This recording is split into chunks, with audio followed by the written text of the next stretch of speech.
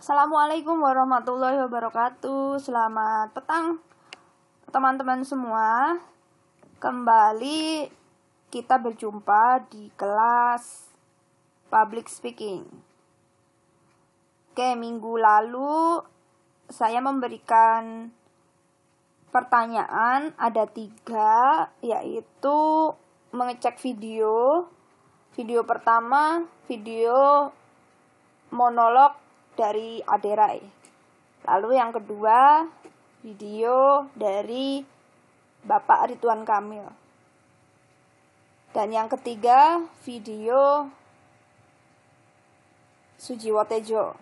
Nah, di antara 3 video tersebut, setelah teman-teman menonton, mana yang menjadi favorit dari teman-teman semua?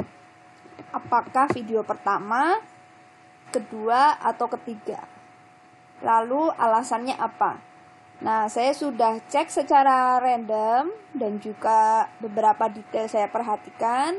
Mungkin ini bisa menjadi sebuah evaluasi untuk kita semua yang sedang belajar bagaimana belajar untuk berbicara di depan umum ya, atau sedang akan mempraktekkan pada nantinya di public speaking ini. Oke, yang pertama kita cek dulu ada Pak Abdul Hidayat. Pak Abdul Hidayat memilih video ketiga, yaitu Ki Jancuk Sujiwo Tejo.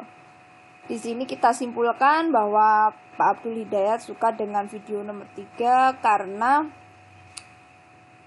yang fokus apa yang ingin dibicarakan sama Pak Sujiwo Tejo itu sendiri.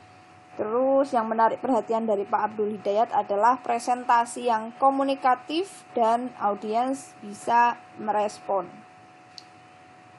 Lalu materinya inspiratif.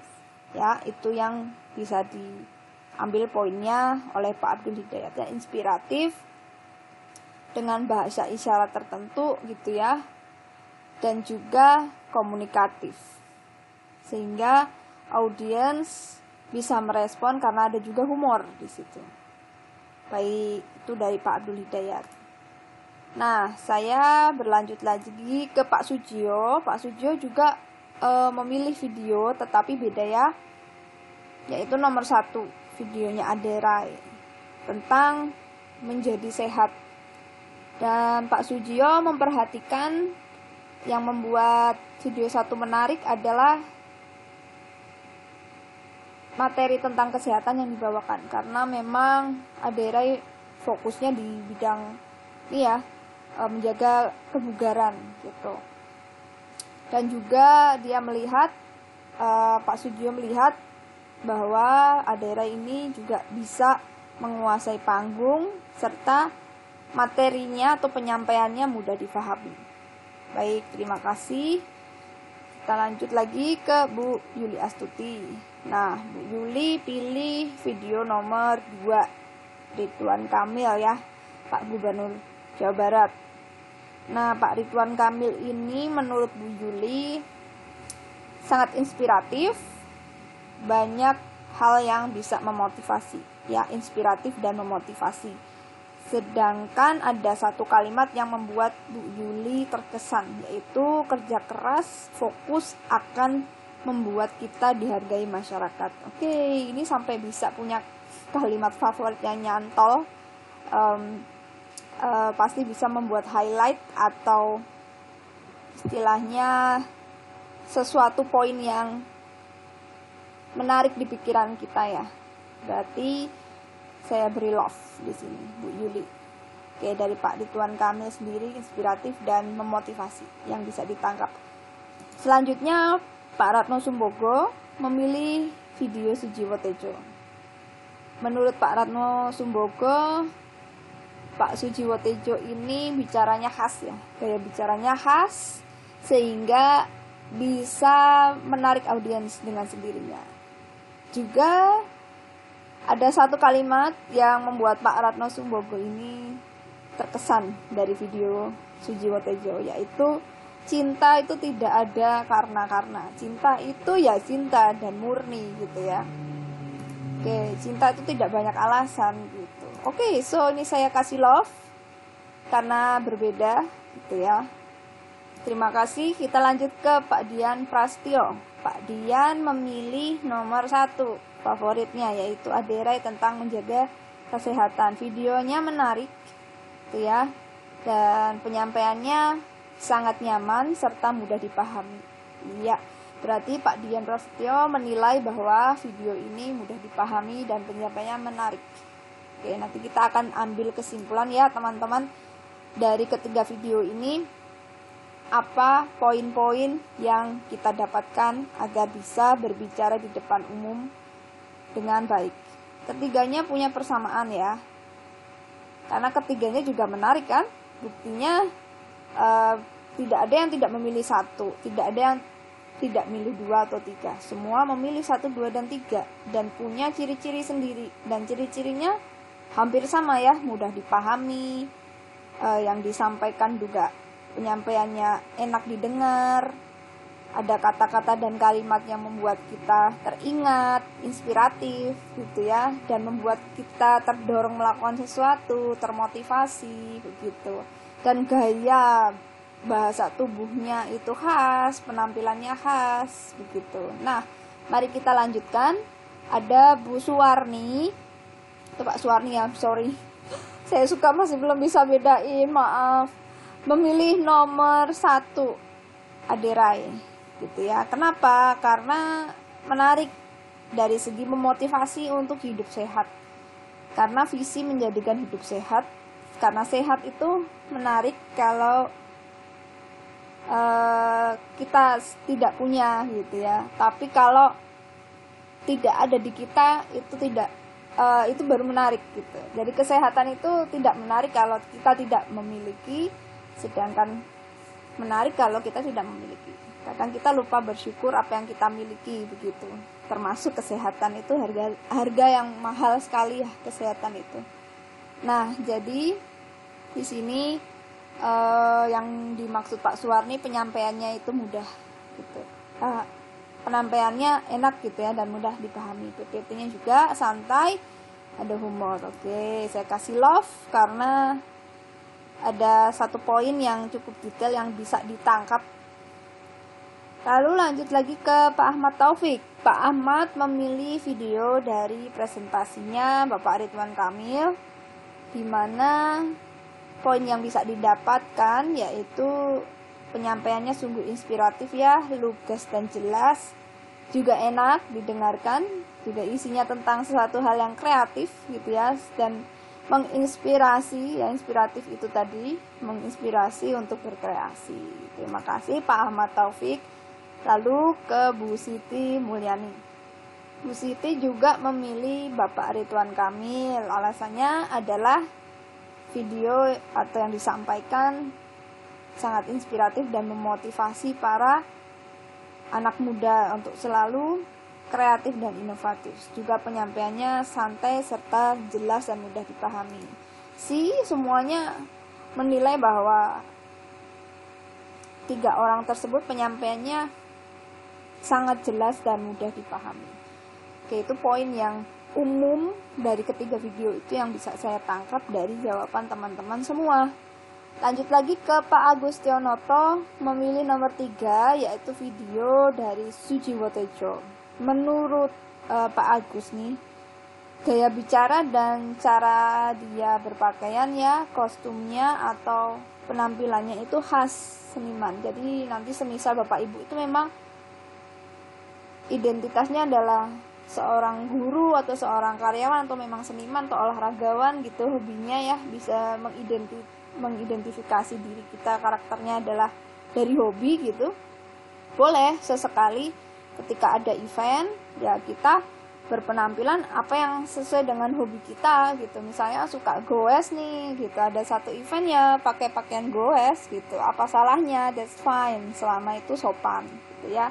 Justru itu unik dan masih hal wajar.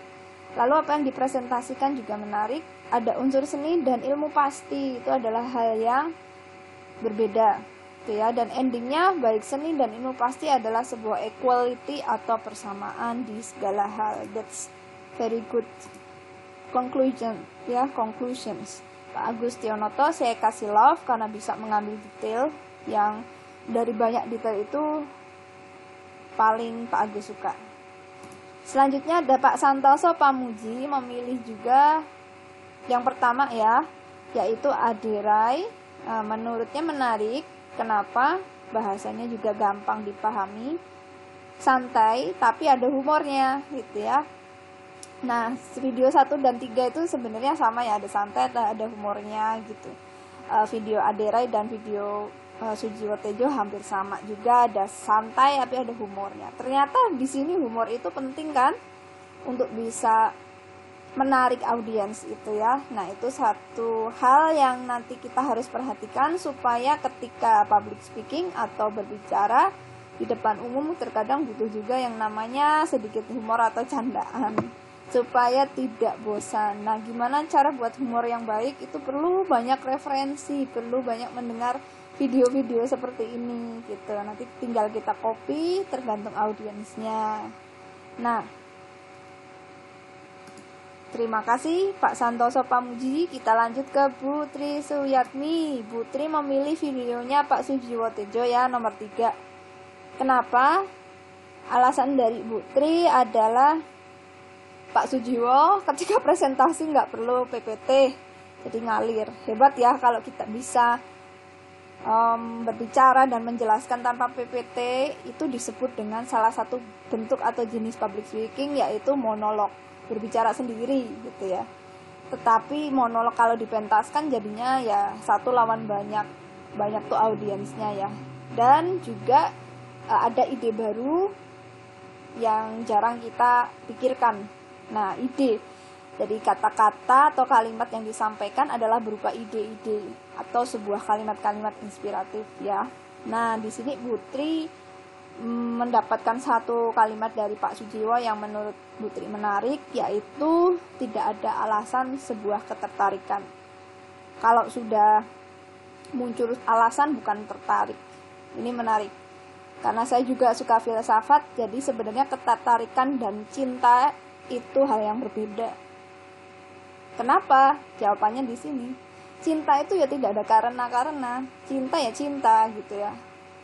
Sedangkan tertarik itu ada alasan, karena fisik, karena kepandaian, karena hal yang lain gitu ya, kekayaan. That is the difference. Cinta ya cinta, tapi awal dari cinta, benarkah dari ketertarikan? Benar. Tapi kalau terlalu fokus ke ketertarikan, apakah itu bisa disebut cinta yang murni? Nah, itu kadang di filsafat berbeda ya, ketertarikan dan cinta itu berbeda. Orang bilang jatuh cinta, benar nggak? Kena apa gitu ya? Ya nggak tahu, saya juga nggak ngerti, kayak juga enggak misalnya. Ini juga enggak gitu. Tapi baik juga ya, kadang baik kadang enggak. Banyak kekurangan malahan, tapi ya kayak kita jadinya sayang, jadinya penuh perhatian, melakukan apapun karena ngerasa bukan karena apa-apa gitu, bukan karena hal yang karena dia baik, bukan, tapi karena memang saya harus melakukan ini yang harus saya lakukan gitu. Nah, itu yang disebut dengan cinta yang murni. Seperti seorang ibu ke anaknya, mau anaknya nanti sehat, mau anaknya ada sesuatu kekurangan, tetap itu yang harus dia lakukan, memenuhi kebutuhannya. That is pure love. That is pure love and different with attractions, ketertarikan dan cinta beda ya. Mungkin ini satu hal yang menarik yang mungkin bisa dibahas ketika nanti kita akan ada adu debat dan sebagainya. Terima kasih Bu Suyatmi, saya kasih love karena ada kalimat yang bisa diambil menjadi kalimat favorit ya. Lalu ke Pak Sulisdianto memilih videonya Pak Ridwan Kamil. Alasannya karena generasi muda terinspirasi gitu, bakal terinspirasi dengan pengalaman dan juga termotivasi menjadi seseorang yang pekerja keras, kreatif, responsibility-nya ada, bertanggung jawab, serta harapan bangsa, cinta tanah air, and then peduli dengan lingkungan. Bagus ya.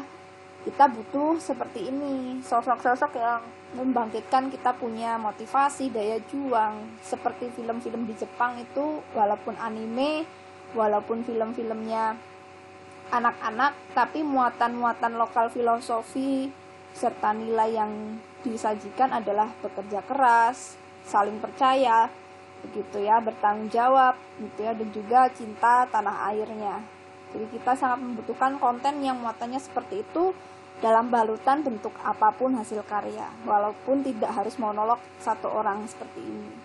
Oke, itu dari Pak Sulisdianto. Terima kasih Pak Sulisdianto. Lalu ada Bu Irna Prihatin. Bu Irna memilih juga Pak Ridwan Kamil, video yang disukai karena menginspirasi kaum muda untuk terus berkreasi dan mengembangkan kompetensi keahliannya supaya bermanfaat. Ya, intinya Pak Ridwan Kamil ini videonya menginspirasi ya, menginspirasi salah satu generasi tertentu, yaitu generasi muda. Kita butuh sekali sosok seperti ini, Bapak Ibu. Sangat dibutuhkan. Bahkan ada satu komunitas atau pakar ya khusus gitu untuk concernnya di young generations. Kalau nggak salah, siapa sih yang baru pulang dari Inggris itu, yang masih muda banget tuh, saya lupa, yang pulang dari Inggris, ya ampun. Oh, Maudy Ayunda. Oke, dia juga ikut kerjasama dengan LPDP Mata Garuda, juga punya komunitas ya, concernnya di anak muda, kayaknya SMA deh, senior high school. Saya belum tahu untuk yang college, anak-anak kuliah ya. Tuh. Siapa tokoh yang terkenal saya belum tahu. Lalu ke Pak Paryadi, untuk yang dipilih yaitu video Pak Ridwan juga karena memotivasi untuk berkreasi. Itu ya, dan menyelamatkan semua generasi untuk bisa mengikuti perubahan. Pembawaannya santai, itu ya, bisa ditangkap tapi juga jelas. Thank you Pak Paryadi. Lanjut lagi ke Pak Agus Widodo. Pak Agus memilih videonya Pak Ridwan Kamil juga karena beliau juga menginspirasi dan mengedukasi, pembawaannya santai. Jadi selain kalimat yang disampaikan materinya inspiratif dari Pak Ridwan Kamil ini, yang bisa saya simpulkan ya dari teman-teman yang memilih nomor 2, Pak Ridwan juga penyampaiannya santai, bisa dipahami gitu ya. Dan juga ada kata-kata yang membuat Pak Agus Widodo terkenang nih setelah menonton, yaitu pekerjaan paling menyenangkan di dunia ini adalah mengerjakan hobi yang dibayar. Ini sebenarnya ya, ini kata-katanya 2 orang terkenal sebelum Pak Ridwan Kamil. Saya lupa, tapi mungkin dia membaca buku ini dan disampaikan kembali, dan ternyata memang pengalamannya juga dari situ. Ya, kalau nggak salah Bill Gates sama siapa ya, karena memang Bill Gates itu kan anak komputer dari kecil ya, dan hobinya dia ngoprek komputer, ada bukunya Bill Gates. Terus disimpulkan sama penulisnya bahwa menurut kesimpulan dari buku itu, mengamati Bill Gates ya dan Steve Jobs, kalau nggak salah, dia 2 orang itu kan suka komputer, dan juga bisa disimpulkan kalau pekerjaan menyenangkan bagi 2 orang itu di dunia ini ya melakukan hobi, tapi hobi itu dibayar.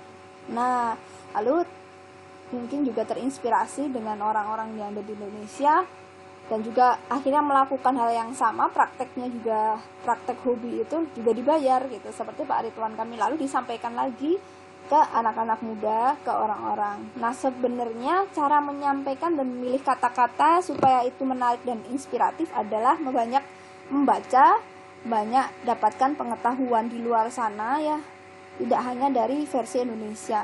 Kalau kita hanya tahu versi Indonesia, ya artinya dunia kita hanya di Indonesia, dan bahasamu akan menentukan duniamu, sebetulnya seperti itu. Bahasa kita kalau lebih dari Indonesia, kita akan tahu dunia yang lain gitu. Bahasamu adalah duniamu. Itu teman saya ya, bukan saya murni, saya pernah dinasihatin teman, kok kamu tahu cerita sejarah Jepang dari zaman Kaisar Edo ketika Jepang menutup diri 7 tahun jadi bangsa besar. Dia bukan orang sejarah, dia orang politik sih, tapi membaca sejarah kenapa bangsa-bangsa itu besar sekali. Ada yang bangsanya terpuruk ya, ada negara yang terpuruk, ada yang majunya cepat. Nah, dia menganalisa dari video-video bahasa Inggris. Kok bisa tahu? Lah itu banyak sekarang di YouTube.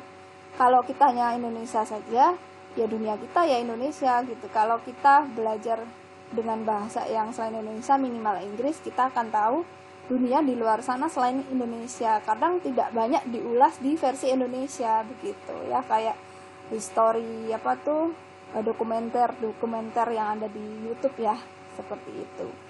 Itu yang bisa saya simpulkan tentang hobi yang dibayar.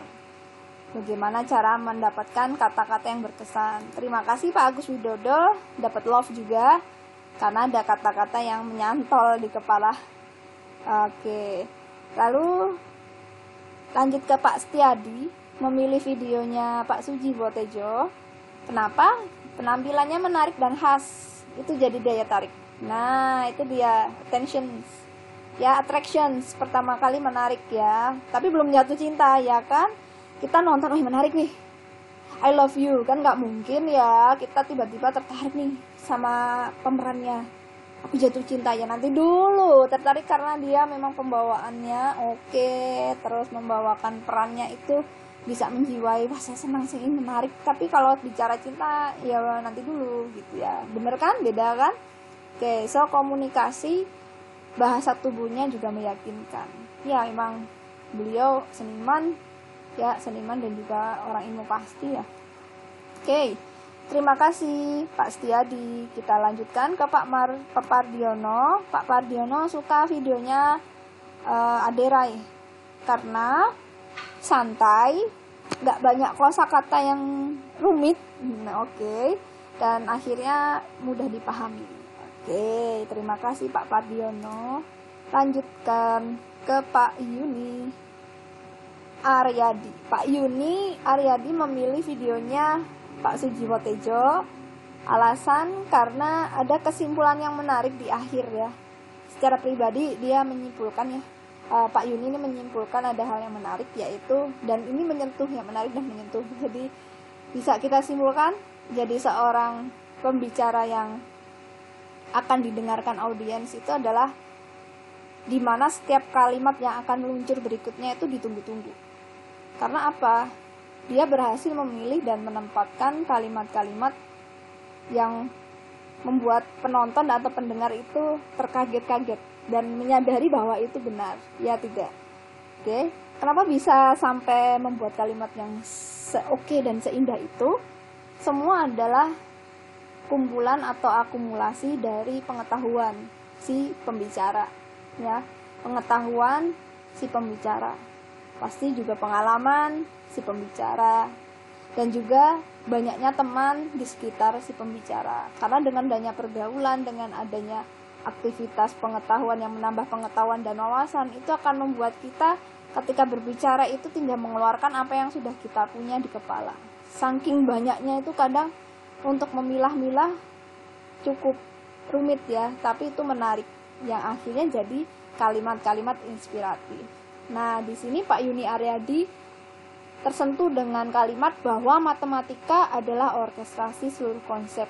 That's true sih, menurut saya benar ya, fakta ya. Siapapun dan bidang apapun selalu tidak bisa lepas dari matematik, hitungan. Walaupun seorang tukang sayur juga matematika ya. Karena jualan, bisnis, gaji, ibu rumah tangga dapat gaji ya, dapat jatah dari suami, gaji gitu ya, untuk bulanan pasti juga ada hitungan kan, matematika ya, seluruh konsep kehidupan sebetulnya. Terima kasih Pak Yuni Aryadi. Lanjut ke Pak Sutrisno. Pak Sutrisno memilih nomor 3, yaitu Sujiwo Tejo karena natural, menguasai panggung dan penonton. Nah ini kenapa akhirnya gayanya menarik gitu, karena dia santai dan natural ya, apa adanya, nggak dibuat-buat gitu. Dia nggak takut disalahin, yang gila ya biarin gitu ya. Malah dia mengklaim ya, saya presiden paling gila untuk orang-orang gila gitu ya. Tapi orang malah suka tuh, bukannya lari ya. Oke, thank you Pak Sutrisno. Ada Pak Supriyadi yang memilih videonya Pak Ridwan Kamil ya, nomor 2 ya.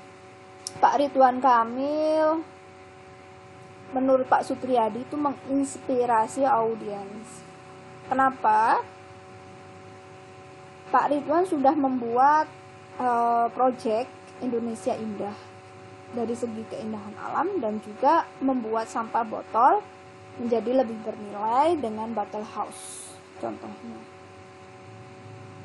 Suka filosofi, tidak banyak berbicara, kerja fokus, dihargai masyarakat. Oke, jadi ya memang Pak Ridwan Kamil ini kan berbicara tentang filosofi talk less, do more, and focus, so people will respect you. Itu dia filosofi dari Pak Ridwan Kamil, tidak banyak bicara, kerjanya yang banyak, terus fokus mencapai goal settingnya, sehingga masyarakat akan lebih respect gitu. Oke, ini dia yang saya berikan penilaiannya ke Pak Supriyadi ya, dapat love juga.